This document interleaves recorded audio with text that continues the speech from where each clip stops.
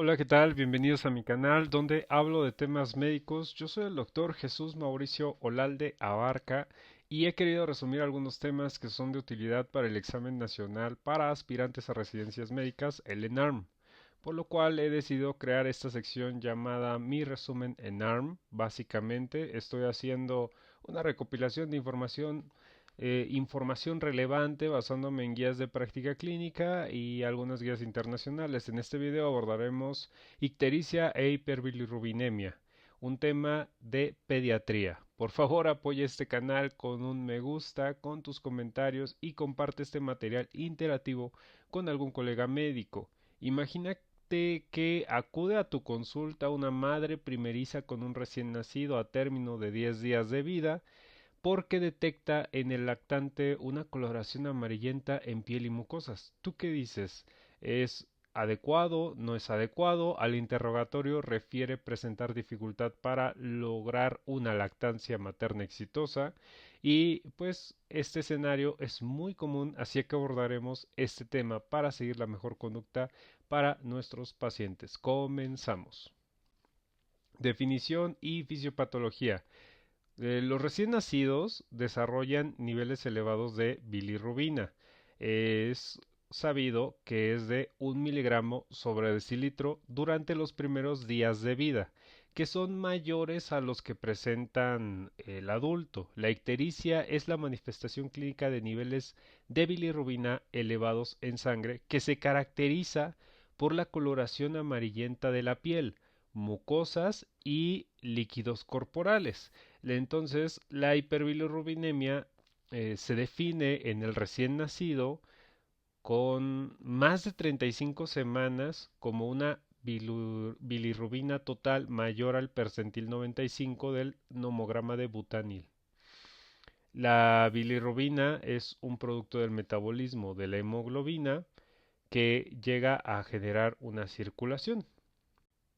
Bien, y entonces la bilirrubina, que es un producto del metabolismo de la hemoglobina circundante, procede de la hemólisis de los eritrocitos. Entonces, la enzima hemoxigenasa oxida el grupo heme, lo que ocasiona la rotura de globina, hierro y protoporfirina. La protoporfirina se transforma en biliverdina y luego en bilirrubina no conjugada, que también es conocida como bilirrubina indirecta o liposoluble por acción de la enzima biliverdina reductasa. Esta bilirrubina es transportada en la sangre hasta ser captada por el hepatocito, la cual o el cual lo metaboliza mediante la uridindifosfoglucodeshidrogenasa, convirtiéndole en bilirrubina conjugada, es decir, directa o hidrosoluble. Esta es excretada por el aparato digestivo, donde colorea las heces y en ocasiones por la orina. Cuando existen niveles elevados de bilirrubina, estos penetran la barrera hematoencefálica y se sabe que la bilirrubina se transporta en la sangre unida a la albúmina con una relación de 1 gramo de albúmina por 8.2 miligramos sobre decilitro de bilirrubina. Esta se deposita en los ganglios basales y causa encefalopatía aguda por bilirrubina elevada, es decir, una disfunción o una inducción a la disfunción neurológica por bilirrubina, que por lo general sucede cuando los niveles de bilirrubina se elevan entre 25 y 30 miligramos sobre decilitro. Si esta condición se transforma de forma adecuada, se puede prevenir la secuela neurológica a largo plazo denominada kernicterus.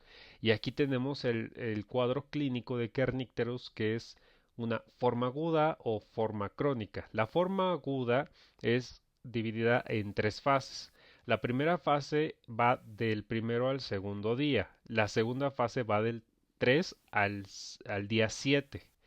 La fase 3 más de 7 días. Entonces, en la fase 1, ¿qué presentación clínica va a tener? Succión deficiente, estupor, hipotonía, convulsiones. Sabemos que la succión es un reflejo primitivo del nacimiento. Entonces tenemos esta parte. Luego, de 3 a 7 días, podemos, en la fase 2 está la hipertonía de músculos extensores, opistótonos, retrocolis y la fiebre, ¿no? Y más de 7 días está la hipertonía. Cuando llega a existir una forma crónica, esto ya es en el primer año de vida, donde se expresa hipotonía, hiporreflexia, retraso psicomotor, y después del primer año tenemos pérdida de la audición, coreastetosis, balismo y temblor. Cuadro clínico. La ictericia se presenta en 60% de los niños a término y hasta 80% de los prematuros, siendo en la mayoría de los casos fisiológica, por ejemplo, por la lactancia o por la influencia de la raza. Y dentro de esto tenemos que los caucásicos alcanzan niveles de 7 a 9 miligramos sobre decilitro entre las 48 y 96 horas. Asiáticos presentan niveles de 10 a 14 miligramos sobre decilitro entre las 72 y 120 horas. Lo importante es identificar cuándo se debe de intervenir. Y aquí tenemos una enumeración de algunas de las causas que requieren un monitoreo cercano. Entre ellas, número 1, ictericia que inicia en las primeras 24 horas de vida. Aquí hay que pensar en hemólisis como causa, por ejemplo, una incompatibilidad sanguínea. Número 2, bilirrubina total que se eleve más de 0.2 miligramos sobre decilitro por hora. Número 3, niveles elevados de bilirrubina después de las 2 semanas de vida. Y aquí tendríamos que evaluar bilirrubina indirecta y la directa. Y el número 4, elevación de la bilirrubina directa mayor al 20% de la bilirrubina total, lo que sugiere colestasis neonatal. Entonces, dentro del cuadro clínico tenemos que empezar a buscar patologías que debemos de identificar inmediatamente ante niveles anormalmente elevados de bilirrubinas. Entre ellos está sepsis, anemia hemolítica, hipotiroidismo, diabetes mellitus, policitemia, asfixia, cefalohematoma, hepatitis, atresia biliar, enfermedades congénicas, metabolopatías, entre otras. Y tenemos las zonas de Kramer que se divide en 5. El número 1 va en cara con niveles menor de 5 miligramos. El número 2 se encuentra en la mitad superior del tronco con niveles de 5 a 12 miligramos. En el número 3 tenemos el abdomen con niveles de 8 a 16 miligramos. En el número 4 la porción proximal de las extremidades con niveles de 10 a 18 miligramos. Recuerden, la porción proximal. Y el 5 es la porción distal de las extremidades con niveles mayores a 15 miligramos. Diagnóstico. Es recomendable que antes del alta hospitalaria todos los recién nacidos tengan niveles de bilirrubina total, directo, indirecto, mediante una toma de muestra sanguínea. Entonces se debe medir con una sangre venosa, se recolecta con tubos con tapa amarilla o roja y hay que recordar que la ictericia es un signo por lo que debemos de encontrar la causa. Una vez identificada la causa, nos podrá indicar la pauta terapéutica. Los valores normales requieren una evaluación inicial que incluye biometría hemática, frotes periférico, reticulocitos, bilirrubina directa y total, así como una prueba de Coombs. Pregunta 1 de 3. ¿Cuál es el nomograma que define la zona de riesgo en recién nacidos mayor a 35 semanas con hiperbilirrubinemia? Como lo bien mencionamos en las diapositivas, de manera inicial es el nomograma de Butani. Y es que se recomienda utilizar el nomograma de Butani para analizar el caso de ictericia en el recién nacido. Hay que tomar en cuenta los factores de riesgo como anemia hemolítica, deficiencia de la glucosa 6-fosfato deshidrogenasa, asfixia, letargia, hipo o hipotermia, sepsis, acidosis, una albúmina, hipoalbuminemia, que es menor de 3 gramos sobre decilitro, entre otros, y analizar el caso con todas las variedades o variables que será mucho más eficaz para la intervención terapéutica y para determinar el pronóstico del recién nacido. Entonces, el nomograma de Butani es utilizado para recién nacidos mayores de 35 semanas, donde la zona de bajo riesgo se ha seleccionado debajo del percentil 40. La zona de riesgo intermedio se divide en alto y bajo y se define por el percentil 75. Y la zona de riesgo alto se encuentra por arriba del percentil 95. El valor dependerá claramente de la hora postnatal, de la edad postnatal, como lo podemos ver ahí en la parte de abajo, ¿no? Y nos confirma la definición que tenemos de manera inicial. Pregunta 2 de 3.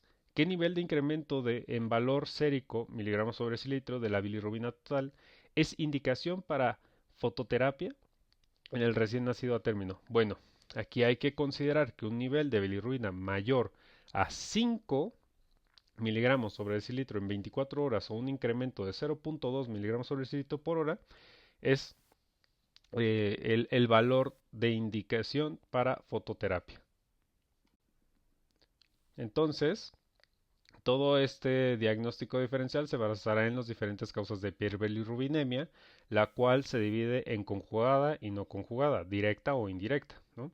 Entonces, el diagnóstico de ictericia que puede ser fisiológica, el tipo de bilirrubina implicada es la indirecta y la duración de ictericia aparece de 2 a 3 días y desaparece 4 a 5 días. El nivel sérico que esperado son de 10 a 12 miligramos sobre decilitro y los ejemplos que pueden desencadenar la ictericia fisiológica es lactancia materna, inmadurez hepática. Luego tenemos por metabolopatías, que igual forma es indirecta, aparece de 6 a 7 días, varía en su desaparición y tenemos un nivel sérico mayor de 12 miligramos sobre decilitro. Los ejemplos son hipoxia, trastornos de la respiración, metabolopatías y luego tenemos la ictericia por estados hemolíticos, que de igual forma es una bilirrubina indirecta la que se expresa, aparece en las primeras horas con una desaparición variable. Y tenemos un nivel sérico mayor de 5 miligramos sobre decilitro en las primeras 24 horas. Podemos pensar varios ejemplos como eritroblastosis fetal, incompatibilidad del grupo RH, ABO, Kelly, anemia hemolítica del recién nacido, esferocitosis, deficiencia de la G6PD, glucosa 6-fosfato deshidrogenasa o cefalohematoma. Por otra parte, aquí ya empezamos a tener la intervención de bilirrubinas directas e indirectas. Entonces, cuando llegamos a tener las dos implicadas, hay que pensar por infección o estados hemolíticos o por daño hepatocelular. En el primer caso, aparece primeras horas con la desaparición variable y con un nivel sérico mayor a 5 miligramos sobre decilitro en las primeras 24 horas. El ejemplo es una infección, sepsis, que puede ser también infecciones bacterianas, hepatitis, toxoplasmosis, citomegalovirus, rubiola, sífilis, fármacos. Y por daño hepatocelular, pues aparece de 2 a 3 días o hasta 2 semanas, teniendo desaparición variable. El nivel sérico se mantiene mayor de 5 miligramos sobre decilitro en las primeras 24 horas o mayor a 10 miligramos sobre decilitro en 2 semanas, teniendo como ejemplos atresia biliar, colestasis familiar, galactosemia, hepatitis e infecciones. Entonces, hay que dividir aquí la situación de los diagnósticos diferenciales por hiperbilirrubemia no conjugada y conjugada. En el caso de la no conjugada tenemos trastornos hemolíticos, que hay que pensar en anemia de células falciformes, talasemias, defectos de los eritrocitos, que es la esferocitosis, deficiencia de la glucosa 6-fosfato deshidrogenasa, o trastornos hepáticos como la enfermedad de Hilbert o la de Krieger-Najjar, etc. Y cuando hablamos de hiperbilirrubemia conjugada, pensaríamos principalmente en infecciones como una hepatitis, infección por citomegalovirus, virus de Epstein-Barr, VIH, septicemia, metabolopatías como deficiencia de alfa-1 antitripsina, autoinmunitaria, obstructiva como atresia biliar, etc. Pregunta 3 de 3. ¿Cuáles son las maniobras terapéuticas que se pueden realizar en una hiperbilirrubinemia patológica? Bueno, pues son tres: la fototerapia, farmacoterapia y la exsanguinotransfusión. Entonces, para esto, el tratamiento. Los niveles elevados de bilirrubina se tratan de forma agresiva por el riesgo de desarrollar kernicterus y tenemos las modalidades terapéuticas que he mencionado que son fototerapia o en casos más severos la exsanguinotransfusión. Según el equipo que esté disponible en fototerapia se expone al lactante a una fuente de luz radiante entre 425 y 475 nanómetros con un espectro azul-verde, donde la exposición a luz solar es efectiva, pero aunque puede llegar a presentar el riesgo elevado de quemaduras o deshidratación, se tiene esta alternativa del espectro azul-verde. Lo que hace que la bilirrubina no conjugada modifique su estructura liposoluble a una forma hidrosoluble llamada lumirrubina por varios mecanismos de acción que son fotoisomerización geométrica, ciclización intramolecular y oxidación para su excreción por piel, heces u orina. Entonces, la eficiencia de la fototerapia está relacionada con la cantidad de área corporal expuesta a la luz. Por ello, durante la fototerapia, el recién nacido debe de estar lo más descubierto. Los ojos deben de ser cubiertos con gafas opacas para prevenir daño retiniano y también se cuidará el estado de hidratación debido a un incremento de las pérdidas insensibles. Entonces, la fototerapia se suspende cuando la bilirrubina en un niño a término disminuye a una zona de seguridad. Algunos autores llegan a recomendar o solicitar niveles de bilirrubina en 8 horas para evaluar la efectividad de la fototerapia. Una complicación rara pero prevenible en el síndrome del bebé de bronce o bronceado que se presenta en los recién nacidos con una elevación de la bilirrubina directa y que son expuestos a la luz, se puede desconocer la causa, pero algunas teorías proponen a los pigmentos no identificados o porfirinas cobre, que son el resultado de la degradación de la bilirrubina directa por la luz. Si los niveles de bilirrubina aún se elevan a pesar de la fototerapia, se recomienda el traslado inmediato del recién nacido a un hospital de tercer nivel de atención en donde se podrá intervenir con medicamentos. Medicamentos como el fenobarbital o efectuar procedimientos como la exsanguinotransfusión, la cual se realiza con un doble cambio de volumen. Y esto va a depender si es un recién nacido a término o un prematuro. Se transfunden 160 mililitros kilogramo en el recién nacido a término y 160 a 200 mililitros kilogramo de peso para el prematuro. La sangre como tal es extraída mediante un catéter desde la arteria umbilical y el mismo volumen se infunde mediante un catéter venoso. Se utiliza en el contexto de enfermedad hemolítica del recién nacido, ya que remueve bilirrubina, los anticuerpos en contra de los eritrocitos y a los eritrocitos que serán hemolizados de manera tardía. Entonces, una indicación para realizar este procedimiento de urgencia es presentar signos de encefalopatía aguda por hiperbilirrubemia, que recordemos es hipertonía, opistótonos, fiebre, llanto agudo y retrocólis. Y el procedimiento requiere un equipo con experiencia, por lo general se realiza en la unidad de cuidados intensivos neonatales, la UCIN, ya que se puede presentar complicaciones como émbolos, trombosis, inestabilidad hemodinámica, infección con leucopatías, entre otras. En este cuadro se resumen las guías de tratamiento de hiperbilirrubinemia, donde tenemos que en recién nacido mayor de 7 días, de acuerdo al peso que va de 500 a 1000 gramos, debemos de recibir una fototerapia de bilirrubina, la relación es de 5 a 7 miligramos sobre decilitro y una exsanguinotransfusión de bilirrubina de 12 a 15 miligramos sobre decilitro. Si tenemos un peso de 1000 a 1500 gramos, la fototerapia bilirrubina pues va a ser de 7 a 10 miligramos sobre decilitro, la exsanguinotransfusión de bilirrubina de 15 a 18. El peso cuando es de 1500 a 2500 gramos, la fototerapia bilirrubina va a ser de 10 a 15 miligramos sobre decilitro y una exsanguinotransfusión de bilirrubina va a ser de 18 a 20 miligramos sobre decilitro. Y cuando es mayor de 2500 gramos, tenemos más de 15 miligramos sobre decilitro en fototerapia bilirrubina y en exsanguinotransfusión bilirrubina es mayor de 20 miligramos sobre decilitro. Y en esta figura se muestran las guías del tratamiento de la fototerapia en recién nacidos mayores de 35 semanas hospitalizados, donde podemos observar en la parte de abajo la edad, En el lado izquierdo la bilirrubina sérica total en miligramos sobre decilitro y vemos que la línea más punteada es el recién nacido en bajo riesgo, mayor de 38 semanas y que está bien. La semipunteada, pues, la que está en medio, es la del recién nacido en riesgo medio porque llega a tener mayor o igual a 38 semanas más factores de riesgos o 35, 37, 6 entre 6 semanas y llega a estar bien. Y la que llegamos a tener continua es un recién nacido en alto riesgo, ¿no? Con un factor de riesgo elevado. Bueno, pues hemos acabado este tema. Muchas gracias por tu atención. Suscríbete al canal, deja tu me gusta y comentarios. No olvides compartir este material si te ha gustado. Hasta el próximo video. Saludos, doctores.